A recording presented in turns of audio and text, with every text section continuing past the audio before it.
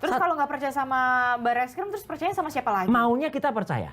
Oke. Tapi prosesnya yang membuat kita tidak percaya. Makanya saya sangat menyayangkan. Proses yang semacam apa kan Gini, udah harusnya harus ada, kan udah ada pembandingnya juga, UGM-nya juga. Pembandingnya yang mana? Ada, katanya ada 3.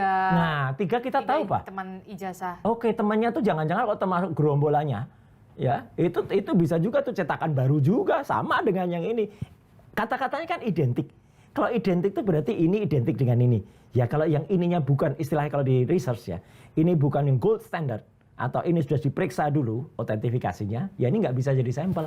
Ibaratnya kita ngadakan sampel, Mbak, survei, tapi samplingnya itu udah kita atur, gitu. Jadi nggak bisa. Ini yang jelas gini, itu kan pelaporan dari teman-teman TPUA. Prosedurnya harusnya, ketika kemudian melakukan uji barang, pelapornya dipanggil dong. Nggak sendiri-sendiri main sembunyi-sembunyian gitu. Saya klaim ya, sembunyi-sembunyian gitu. Jadi pelaporannya dipanggil, gelar terbuka.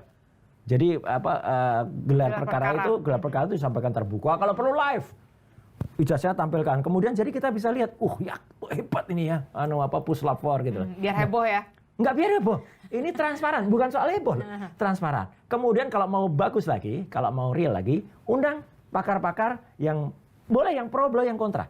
Kita biar ikut semuanya menilai. terbuka. Biar semua terbuka. Jadi tidak perlu lagi kemudian mendatangkan barang bukti lagi. Cukup barang bukti datangkan sekali. Jadi Anda menilai penyelidikan yang dilakukan oleh Bareskrim ini tidak terbuka begitu Ya, penyelidikan? tidak transparan, dan bahkan saya tadi juga kebetulan barusan ada meeting ya dengan teman-teman, akan segera dilaporkan kepada instansi-instansi di atas Mabes Polri. Misalnya apa? Ya misalnya pengawas ya, Wasisdiknya, kemudian juga sampai ke Kompolnas.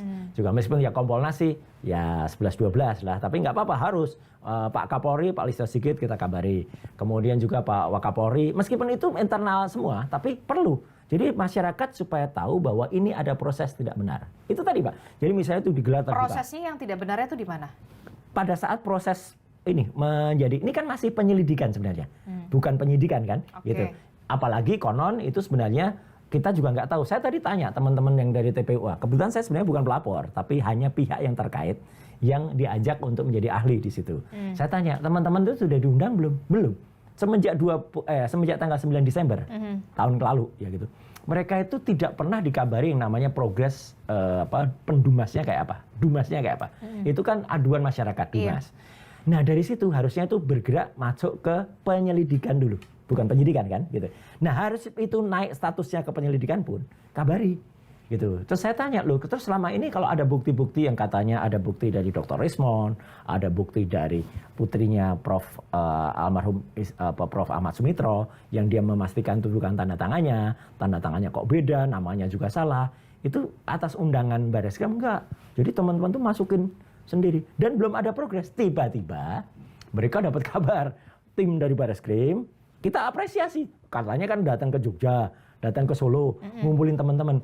Harusnya Mbak, kalau misalnya kita lapor ke satu pihak, kalau pihak itu tiba-tiba mengerjakan sesuatu, kan ya harusnya dilaporin dong apa yang dikerjain. Enggak terus tiba-tiba dia jalan sendiri, tiba-tiba nggak kabari, terus pun minimal.